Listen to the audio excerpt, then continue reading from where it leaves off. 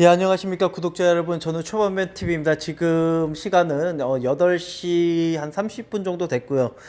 예, 오늘 제가 좀 가게 일찍 나와가지고 장사 준비를 하면서 지금 원래 저 같은 경우는 한 8시 반에 일어나거든요. 예, 근데 오늘 조금 일찍 일어났어요. 예, 그래가지고 좀 피곤한데 어찌됐든 간에 지금 어제자 금융 쪽 같은 경우는 지금 어제 유럽 증시 같은 경우는 큰 폭으로 하락을 했습니다. 엄청나게 어떻게 보면은 좀 더 하락을 했으면은 서킷 브레이커가 걸릴 수 있을 정도로 영국 증시는 유럽 증시는 하락을 했습니다.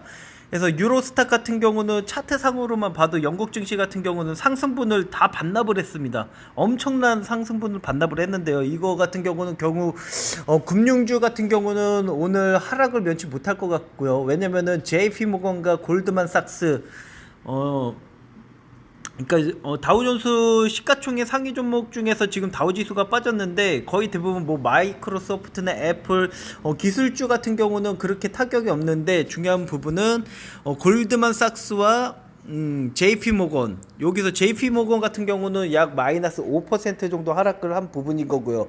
이 하락 부분 같은 경우는 제가 봤을 경우에는 아무래도 한국 투자자들이 금융주 쪽을 많이 매수를 했기 때문에 그거에 대한 배당 지급을 해야 되는 부분도 있을 거고요. 그 배당 지급을 해주는 부분에서 아무래도 많이 지출이 나갈 것 같다. 근데 지금 어떻게 보면은 그것도 관련이 있지만은 시장 지표를 보게 되면은 에너지 쪽 같은 경우는 지금 서부 텍사스유 WTI 같은 경우는 유가가 많이 하락을 했다가 오늘 어제 같은 경우 마이너스 5% 욕 한 3거래일 한 5거래일 동안 약 한 14% 13% 정도 유가가 하락을 했습니다.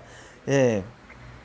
그렇기 때문에 어차피 지금 배럴당 70달러, 배럴당 70달러를 깨진 상태에서 거래량이 많이 터졌기 때문에 추가적인 하락이 나올 수가 있다라고 좀 보여줄 것 같습니다. 원래 유가라는 거는 한때 80달러가 최고선이라고 보게 되면은 80달러에서 60달러까지는 왔다리 갔다리 하지 않을까라고 좀 보여줄 것 같고요. 근데 셰일 석유 같은 경우는 셰일 가스, 그러니까 트럼프 정권 때 셰일 석유 유가 마진율이 65달러 정도로 좀 저는 알고 있습니다.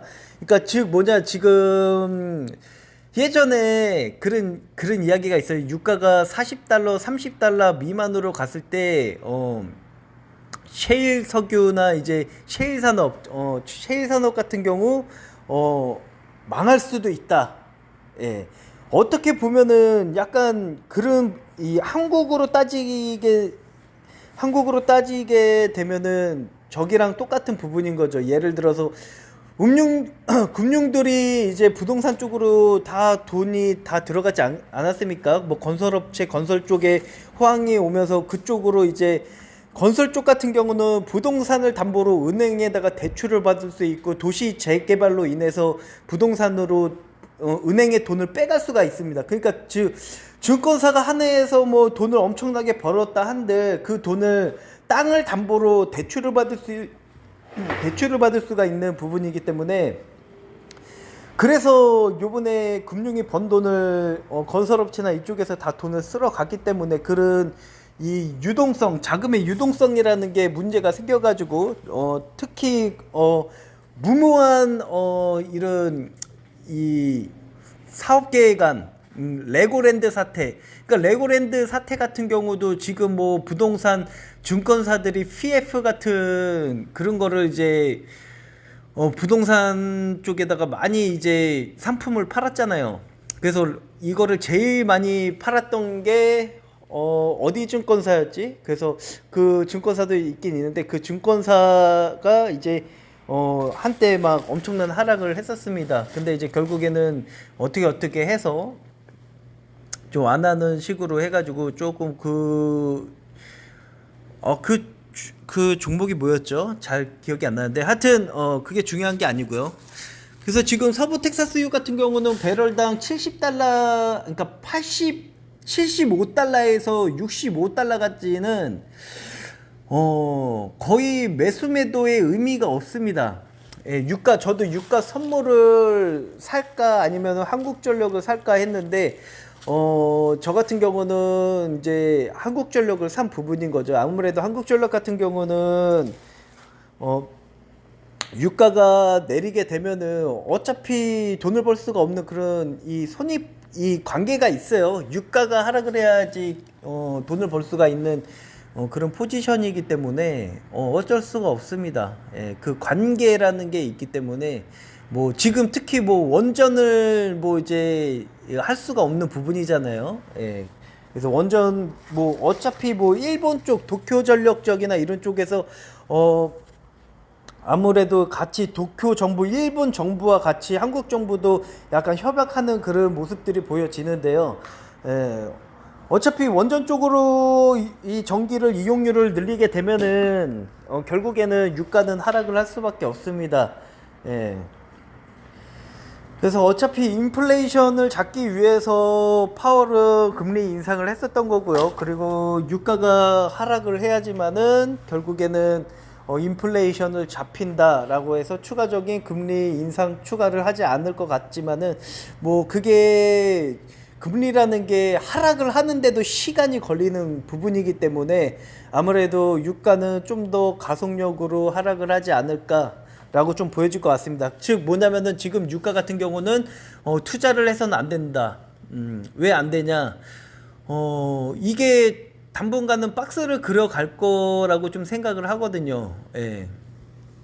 그렇기 때문에 지금 이 유가 쪽은 원자재 시장 쪽은 보지 않는 게 낫다. 예. 그리고 지금 금융주 같은 경우도 약간 저도 이제 작년에는 금융주 쪽을 매수를 많이 해서 요번에 배당도 받지만은 금융주 같은 경우는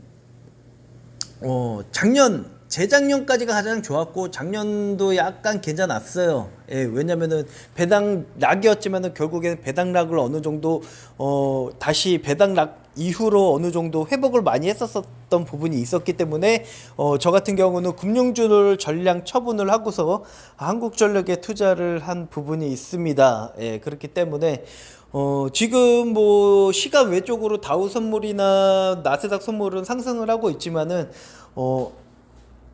앞으로 지금 금융 쪽 위기 사태가 아직까지는 진정이 되지 않을 거기 때문에 이 미국 은행 쪽 그러니까 즉 다우 지수나 이런 쪽은 조금 관망을 할 필요가 있다라고 좀 보여질 것 같습니다.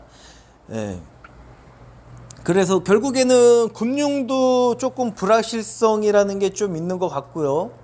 그래서 이제 금융 쪽은 아직까지는 투자할 시기가 아닙니다. 원래 연초나 뭐 이제 지금 한 2분기, 3분기 때는 솔직히 금융주를 투자를 하는 게 아니에요. 예, 금융주를 투자를 할 때는 연말 쪽에나 이렇게 투자를 하는 거지.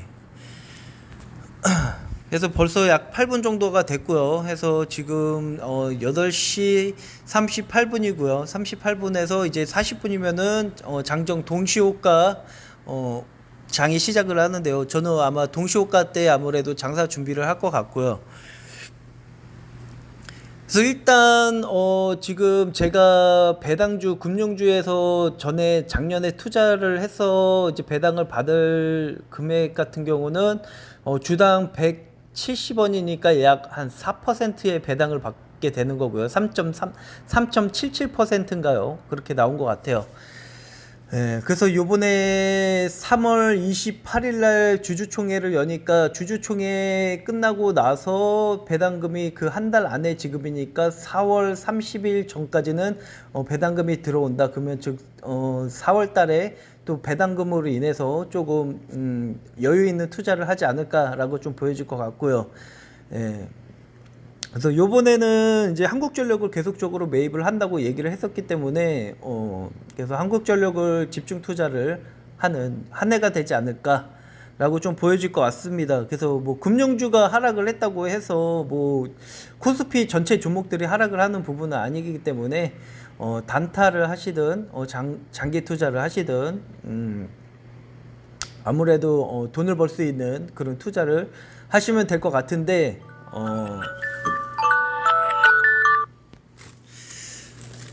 아무래도 원자재 쪽이나 이런 쪽은 금융 쪽 같은 경우는 아직까지는 전망이 좋은 게 아니기 때문에 비중 조절 관리를 잘 하셔야 될 것 같습니다. 그래서 오늘 영상은 좀 일찍 올렸고요. 그리고 오늘 하루도 잘 마치시길 바랍니다.